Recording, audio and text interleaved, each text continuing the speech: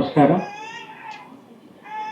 సుధాకర్ శర్మ గారు అన్యోన్య దంపతులకు అభినందన వందనాలు. సార్తో నాకు పరిచయం చాలా తక్కువ, ఒకటి రెండు సంఘటనలు మాత్రం వారి గురించి చెప్తాను. 1971లో నేను గంగారంలో పనిచేశాను. గంగారంలో ఉన్న హెడ్ మాస్టర్ సూర్యనారాయణ గారు వీరికి అన్నగారు ఎదురైతే ఆగస్టు 15, 71 నాడు ఆ మీటింగ్లో ఒక కవిత చదివాను. ప్రభుత్వాన్ని బహిరంగ విమర్శిస్తూ ఏకిపాటి మధ్య మధ్య హెడ్ మాస్టర్ సూర్యనారాయణ గారు యాగి సార్ ఊరుకుంటూ అంటున్నాడు, నువ్వు మొదలు ఊరుకో అని చెప్పి ఆ కవిత అంతా చదివి ఆఫీసులోకి వచ్చే వరకు సార్ ఆఫీసులో కూర్చొని ఉన్నాడు సుధాకర్ శర్మ. ఇక హెడ్ మాస్టర్ నా మీద ఫైల్ అయ్యాడు.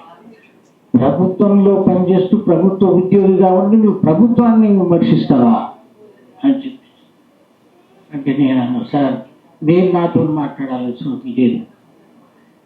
మీ బాధ్యత ప్రకారం నేను గవర్నమెంట్ని విమర్శించాలని ప్రత్యేకంగా ఒకటి ఏంటి ప్రభుత్వానికి ఒకటి రాస్తూ ఇచ్చేయండి, నేను రాసిన కవిత దానికి జత చేస్తాను, తర్వాత సంగతి. ఆ మూల కూర్చున్న సార్ లేచాడు, అన్నయ్య ఇటువంటి వాళ్ళే మనకి వాళ్ళు కావాల్సింది, 71 సంగతి వీళ్ళే మనకు కావాల్సింది. మీరు కాదు వద్దని అంటున్నారు, అతను నిర్భయంగా నువ్వు గవర్నమెంట్కు దాన్ని చేసుకో, నేను నా కాపీ దానికి పెడతా అని కూడా అంటున్నాడు, అది సరికాదన్నాడు. నేను సార్ పక్కన పోయి కూర్చున్నాక సార్ నీవి పల్లెటూళ్ళలో ఉండదగ్గ నువ్వు కాదయా, నువ్వేదైనా తాలూకా లెవెల్లో ఉన్నావు, కల్వకుర్తికి ట్రాన్స్ఫర్ చేపిస్తా నువ్వు పోతావు అన్నాడు. కల్వకుర్తి మా తాలూకా. సరే సార్ మీరు చేపిస్తే పోతాను నేను దాన్ని.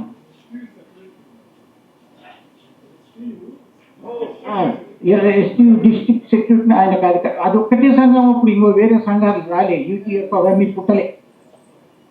వాళ్ళ దానికి ఆయన సారు అంటే సరే సార్ అన్నా అంటే పోయిండు, జడ్జిలో కూర్చున్నాడు. వారం రోజుల్లో నన్ను ట్రాన్స్ఫర్ చేయించాడు సార్. వాళ్ళ మాటకు, వాళ్ళ పనితీరుకు, వాళ్ళ వ్యక్తిత్వానికి ఆ గౌరవం ఉన్నది అక్కడ. అయిన తర్వాత నేను ఎప్పుడు ఇక్కడ జరిగే సమావేశాలకు, అనేక సమావేశాలకు నేను హాజరవుతున్న సందర్భంలో చివరికి నేను ఏం చేయాల్సి, సుధాకర్ శర్మ సార్ వచ్చిందా చూడాల్సి వచ్చింది.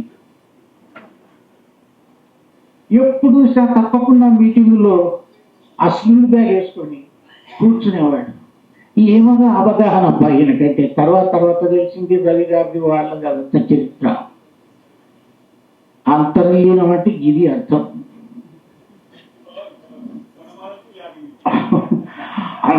అంతర్లీనంగా తన సంతానానికి, తనకు, తన అందరికీ ఈ సందేశాన్ని వ్యాప్తి చేశాడు సారు.